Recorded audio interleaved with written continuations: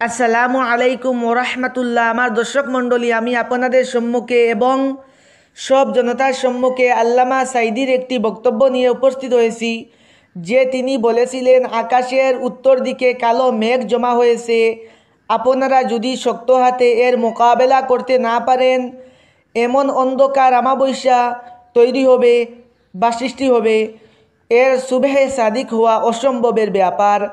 যার কারণে আপনারা সব জনতা একত্রিত হয়ে এর প্রতিরোধ করার কারণে স্বৈরাচারী শাসকের পতন আল্লাহ রব্বুল আলামিন করে দিয়েছেন। আল্লামা সাঈদী যদি আজ বেঁচে থাকতেন তাহলে কতই না খুশি হতেন। তাকে দীর্ঘ 13 বছর ওই স্বৈরাচারী শাসক জেলখানার মধ্যে আবদ্ধ করে রেখেছিল। তিনি বৃদ্ধ বয়সে কতই না কষ্ট করলেন। আমরা দোয়া করি, আল্লাহ আপনি সাঈদীর কবরকে জান্নাতুল ফেরদাউস বানিয়ে দাও। যার কারণে আপনারা সবাই শান্তিতে থাকবেন এবং শান্তভাবে চলার চেষ্টা করবেন। আর আল্লামা সাঈদীর এই বক্তব্যটি আপনারা শুনে যাবেন, কেউ এড়িয়ে যাবেন না। তিনি বলছেন যে আমি বিড়ালের মতো 500 বছর বেঁচে থাকার দাম নাই, সিংহের মতো 1 সেকেন্ড বাঁচতে চাই।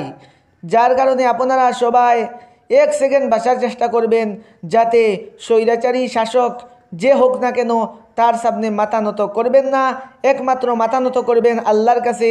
আমরা সবাই মুসলমান, আমরা বীর, আমরা ভীতু হওয়ার জাতি নই। এখন আপনারা আল্লামা সাঈদীর এই বক্তব্যটি শুনুন। আপনারা বাংলাদেশের ছাত্র এবং জনতা এক দফা দাবি নিয়ে ঐক্যবদ্ধ হয়ে মাঠে নামার কারণে রব্বুল আলামিন স্বৈরাচারী শাসকের পতন করে দিয়েছেন। আমি দেখতে পাচ্ছি বাংলাদেশের ভাগ্য আকাশে উত্তর গগনে কালো মেঘ জমা হয়েছে, ঝড়ের পূর্বাভাস লক্ষ্য করছি। যদি মোকাবেলা করতে না পারেন সক্ষম ভাবে, এমন অন্ধকার গাঢ় কালো অমাবস্যার রাত আসতে পারে যার সুবে সাদেক হওয়া অসম্ভব।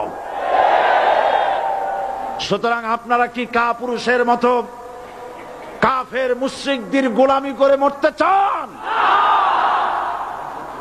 বিড়ালের মতো 500 বছর বেঁচে থাকার কোনো লাভ নাই। সিংহের মতো 1 ঘন্টা বাঁচতে চাই।